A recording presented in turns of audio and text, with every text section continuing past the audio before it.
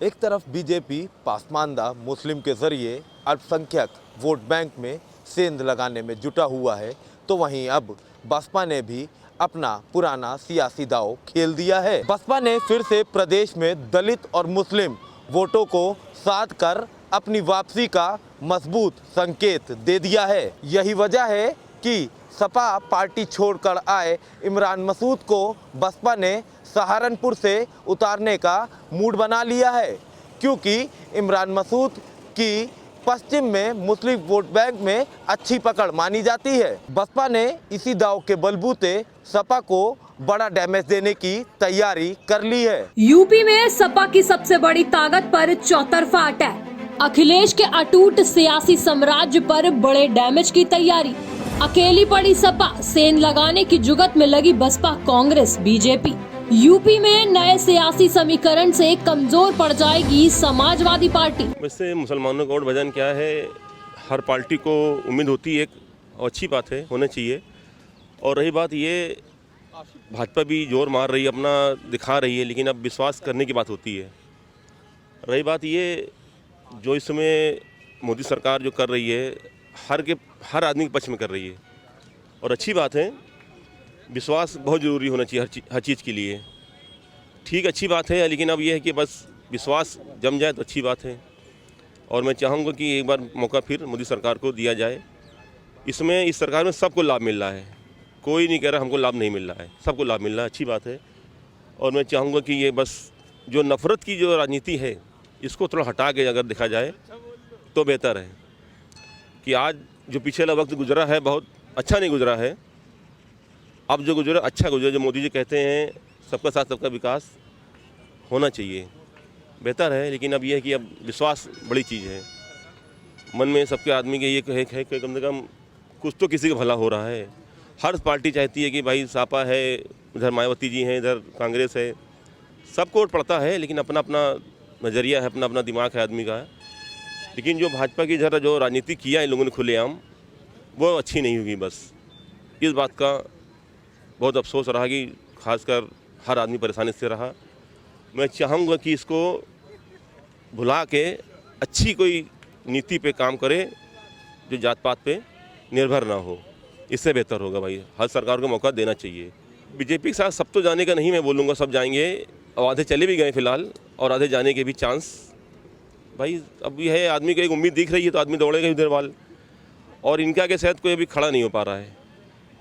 बस जो होगा बेहतर ही करे, अच्छी बात है, बस राजनीति ही करें, जात पात पे ना करे तो अच्छा रहेगा। बस इस बात को ध्यान रखे हर आदमी से। ये मैं कहने कहूँगा कि बस मोदी जो कर रहे हैं जो बेहतर है, लेकिन बस जात पात को लेके इसमें कोई वो ना करें कि वो बड़ा तकलीफ़ होती है इस बात को कि इस सालों में कभी इतना नहीं हुआ, इतने सालों में जो अब हो रहा था बीच में, बस इस बात का अफसोस है। जात पात को लेकर थोड़ा सी ध्यान दे बस। पहले निकाय चुनाव, उसके बाद तैयारियां लोकसभा चुनाव की, जिसे लेकर यूपी में तमाम सियासी दल नए गुणागणित साधने में जुटे हैं। इस बीच प्रदेश मुस्लिम का वोट बैंक सभी सियासी दलों के निशाने पर है। मुस्लिम वोट बैंक अपने पाले में मिलाकर बसपा, कांग्रेस और बीजेपी ने समाजवादी पार्टी की टेंशन बढ़ा दी है। प्रदेश में एमवाई फैक्टर के बलबूते ताकतवर रही सपा के मुस्लिम वोट बैंक को अपनी तरफ लाने के लिए मारामारी मची है। देखिए भाई, हम तो हैदराबाद के, तो हमारा तो 99% ओवैसी साहब को जाएंगे। अब इधर का माहौल क्या है, हालात क्या है यहाँ का तो नहीं बोल सकते हम, मगर इधर भी आना चाहिए ओवैसी साहब को। अब देखिए हैदराबाद का तो पूरा वहाँ पर ही है, इस पर इधर का क्या है, लखनऊ का तो आइडिया नहीं है सर अपने को। वोट लेना भाई, आप काम अच्छा करें तो आपको मुसलमान भी सपोर्ट करेंगे, ऐसी बात नहीं है कि आपसे नफरत करती है।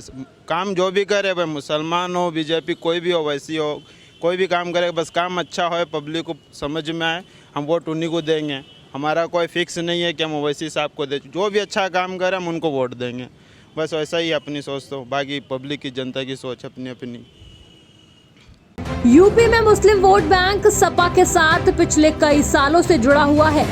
लोकसभा चुनाव में यही वोट बैंक कांग्रेस के साथ शिफ्ट होता आया है, लेकिन एक बार प्रदेश के मुस्लिम वोट बैंक पर कई सियासी दलों ने दावेदारी पेश कर दी है।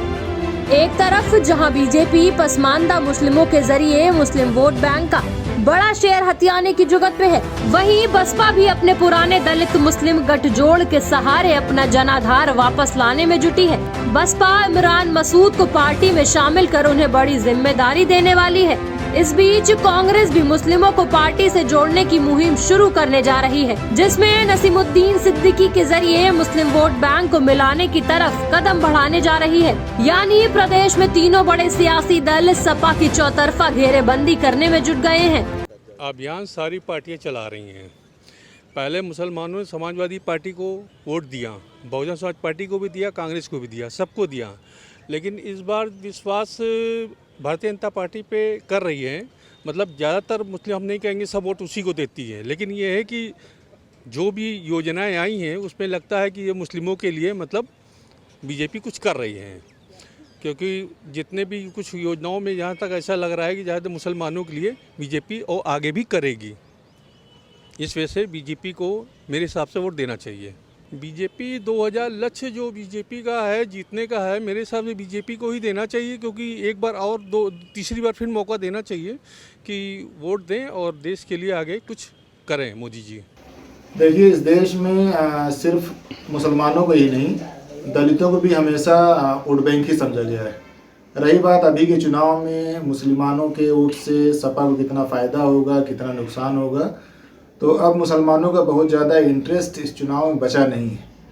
और भाजपा कुछ भी कर ले, मुसलमानों को जो 5, 7, 8, 10% मार्केट शेयर उनका है वोट का, वो रहेगा। और सपा का थोड़ा वोट प्रतिशत ज़्यादा है तो वो उनका बना रहेगा। बाकी जितने भी वोटिंग है वो कांग्रेस, आप, AMIM और बसपा में बढ़ के चला जाएगा। तो ये जो 15% या 18% का वोट बैंक है, इससे किसी भी पार्टी को बहुत ज़्यादा फायदा या नुकसान अब नहीं होना। सियासी दलों की इस सेंधमारी के बीच सबसे बड़ा सवाल ये है कि आने वाले चुनाव में प्रदेश का मुस्लिम वोट बैंक किस तरफ जाएगा। साथ ही क्या तमाम सियासी दलों की ये रणनीति सपा को बड़ा डैमेज पहुंचाएगी। तमाम सियासी पार्टियां मुस्लिमों का वोट साधने में जुटी हुई है। आने वाले चुनाव में ये देखना दिलचस्प होगा कि मुस्लिमों का वोट किसके पाले में जाता है। वीडियो जर्नलिस्ट नंदन के साथ मैं अबू तलहा, आज की खबर लखनऊ।